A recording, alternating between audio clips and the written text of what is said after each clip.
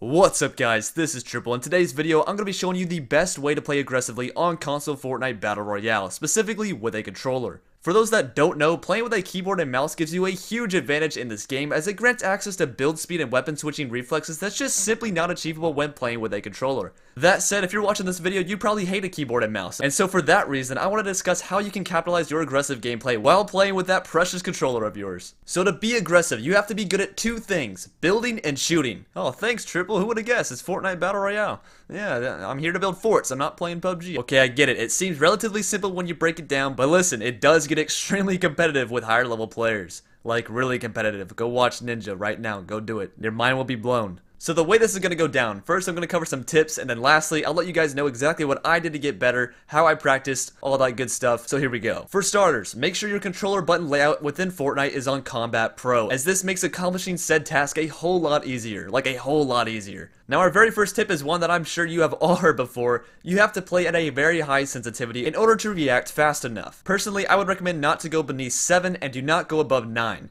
You'll see why in a second. 7 is currently what I use, and it has without a doubt helped my combat and building readiness tremendously. However, I am eventually going to get it up to 9. You can bet on that. Now, if you are playing on, let's say, 4 sensitivity right now, I recommend you increment slowly. Play on 5 cents tomorrow, get used to it. Once you feel good and you gotta hold on it, move to 6, go as high as you like. But be warned, do not go above 9. 9 is like the cap. I forget who posted this information first, but the reason is that at 10 sensitivity, the game cannot process how fast you are building. Take this simple 4x4 for example. When you press and hold the trigger down to build and spin, the game actually skips walls and fails to cover you fully. That's at 10 sensitivity. Instead, using 9 sensitivity with the exact same method will grant you walls all around you in the fastest amount of time. This leads to our next step regarding building. Absolutely, do not just press the trigger down and build every wall individually. Instead, as I briefly mentioned before, hold down the build trigger while spinning and walls will appear all around you much quicker. This is a very simple trick that all the pros do. While we're here, let's go ahead and cover more building tactics. Specifically with the controller, it is absolutely necessary that you learn how many bumper clicks it takes to rotate through the different structures. I cannot stress this enough guys, you need to know this, especially when playing aggressively. Now when you are playing aggressively, you also need to know how to play defensively and build defensively. A good rule of thumb that's pretty obvious if you watch Star Wars at all: the high ground always wins, alright? You need to get the high ground on your opponents. In theory, if you have the high ground, then you get the advantage in that you can shoot at him first. However, you are not always going to have the high ground, so as an aggressive, skilled player that you are, I know you are, you need to be comfortable with building up to the players. I recommend building a 2 to 3 ramp push leading above where you assume the opponent to be, then shoot a little bit, jump down, finish him off, something like that. But let's say he starts shooting at you first. Oh no, who would have thought? A famous move to make in this situation is to place 2 walls in front of you to block his shots, look down, place a slab, then place a ramp, repeat, shoot a little bit, and then continue with your push.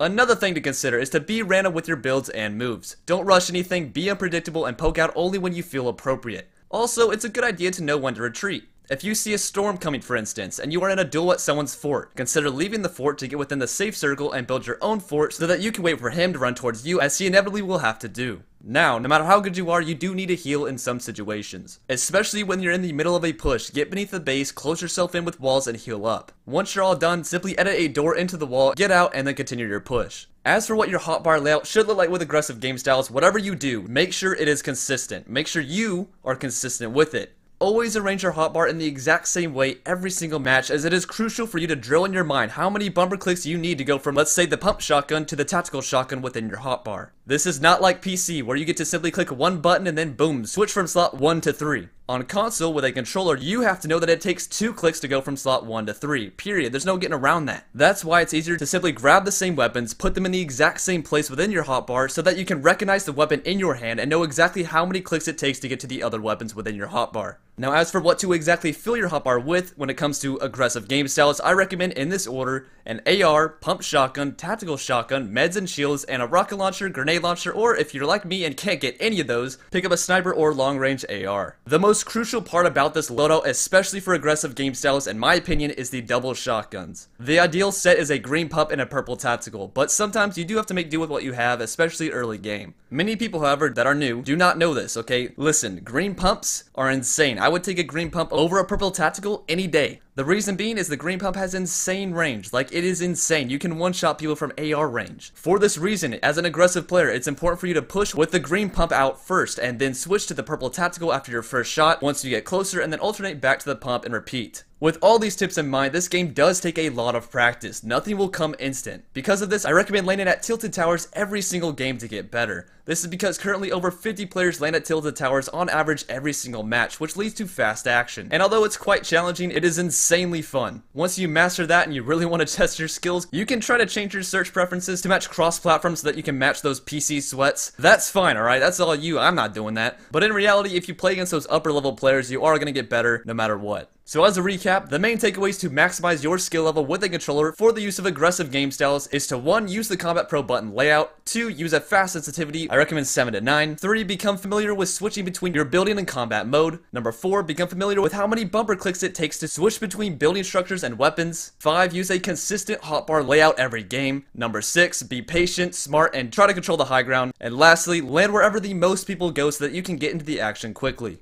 With that said, guys, I hope you did enjoy and perhaps learn something from this video about playing Fortnite with a controller on console. Personally, I'm on Xbox, and yes, we are at a disadvantage not playing with a mouse and keyboard. But, however, if you follow these tips, I guarantee you will get better because it worked for me, and I was a big noob, alright? Trust me, I was a huge noob.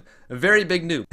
Anyway, guys, if you do want to see more tip videos like these, a like on this video would be much appreciated, and let me know down in the comments exactly what you want to see me do next. With that said, guys, thanks for watching. I'll see you all next time. Peace.